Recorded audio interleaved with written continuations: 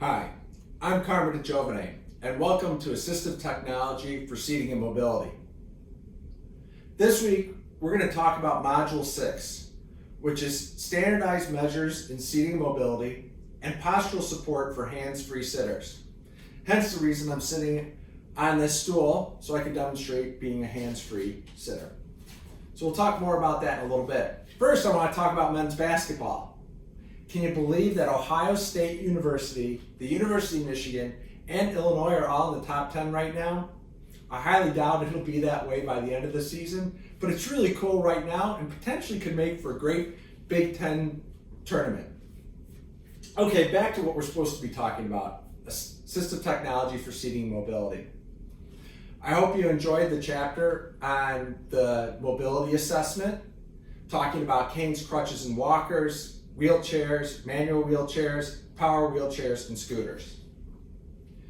This week, we'll be talking about standardized measurements. Standardized measurements are so important.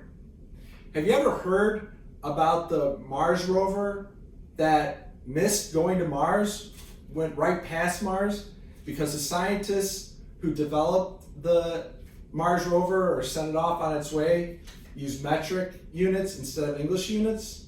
Well, the same thing can happen in seating and mobility.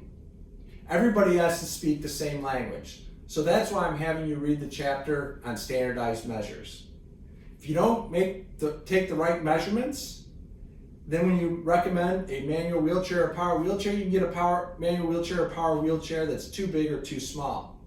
And some of the things that are important about that is even though you're taking the right measurements as an ATP, the manufacturer may use different types of measurements to stipulate the length of the wheelchair, the width of the wheelchair, or where the bend and a leg rest begins. And that can cause significant problems during the implementation phase. So standardized measures are very important. The other thing we'll be talking about is postural support for hands-free sitters. I mentioned this before, hands-free. You got the burrito test, you can do the H in OHIO. But for somebody that's able to do that, that has good trunk support, what do you need to consider in terms of postural supports? We'll be pulling in the stuff from chapter 1 that we learned about earlier in module 3, module 3, and then pressure management for module 4. So we're going to pull that information into these chapters and start to talk about the postural supports that you need to support these individuals to perform activities in the community and activities in their home environment, and to be able to propel a wheelchair, whether it's manually propel a wheelchair or use a joystick in a power wheelchair. So we'll be focused on that, and then next week we'll talk about hands dependent and prop sitters. So we'll get to that later on. We'll have a tech eval this week, so we're going to take a look at Sheffield again, this fictitious case that we have. And I want you to start thinking about the seating and mobility that Sheffield may need when he's out in the community or at home. I want you to go off and look for artifacts that will help you describe the technology and incorporate that into your tech eval. You'll take the role of a supplier, a manufacturer, a clinician, or a consumer and try to identify the pros and cons of the technology that you identify and the technology that your classmates identify. I've included a criteria to give you an idea of what things to look for, whether it's durability, flexibility, effectiveness, comfort. So that should help in the discussion. I really think you're going to like this tech eval discussion. It's a little bit different than the tech evals we did in HRS 5100. I want to end by talking about 2 podcasts I listened to recently on Talk Rehab, hosted by Bill Nolting. The first one is Jeannie Minkle. In it, Jeannie provides an overview or a history of assistive technology, which is very interesting in and of itself. The other thing she does is she talks about a novel model for providing seating and mobility services and equipment. She works for a company named Independence Care Systems in New York City, and they work with the state of New York and the city of New York to develop a model that is based on the functional need of individuals with disabilities. And they're able to provide services and equipment in a timely fashion, and they don't have to go through the same levels of, I don't want to say rigor, because they have to go through the same levels of rigor. They don't have to go through they don't have to jump through all the hoops to get the equipment. They can decide, because they are all making the recommendations and also paying for the equipment, they can get the right equipment to the right person at the right time much faster. So I think you'll really enjoy her podcast.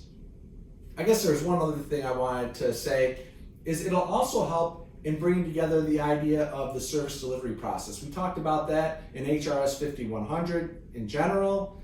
We've also talked about it in seating and mobility, and I think it'll bring together a lot of different components of the service delivery process and help you better understand that process. The other podcast is one by Mark Schmaler. Mark Schmaler is a clinical professor at the University of Pittsburgh.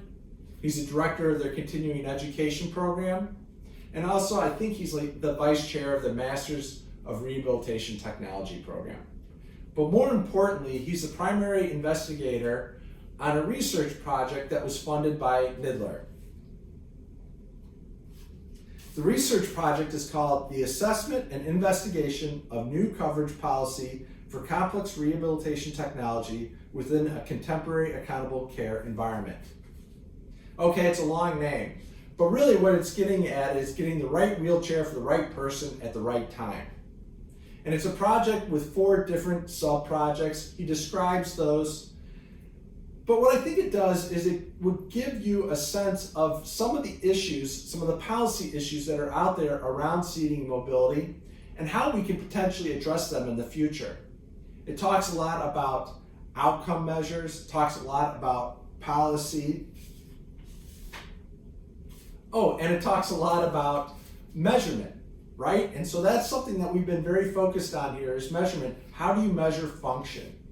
Whether it's a pressure mapping system or the wheelchair propulsion test, which we haven't gotten to yet, but we'll get to later on. Or it's the stuff we're talking about this week, measuring a person's anatomical dimensions so that you get the right equipment, the right seating system for the individual. So that's what this research project is all about. So I suggest just listening to it so you can get an idea of the context and the environment that we're in terms of policy. That's all for this week.